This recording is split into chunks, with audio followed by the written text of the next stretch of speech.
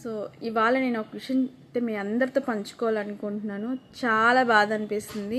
విన్న దగ్గర నుంచి, చూసిన దగ్గర నుంచి మనసులో లేదు. నాకు ఆడపిల్లలు అంటే చాలా ఇష్టం, కానీ దేవుడు నాకు ఆడపిల్లలను ఇవ్వలేదు. ఇప్పుడు నేను హ్యాపీగా ఫీల్ అవుతున్నాను. ఇవ్వనందుకు దేవుడికి తెలిసేమో నేను పెంచలేనేమో అని. ఈ సమాజం అలాగుంది.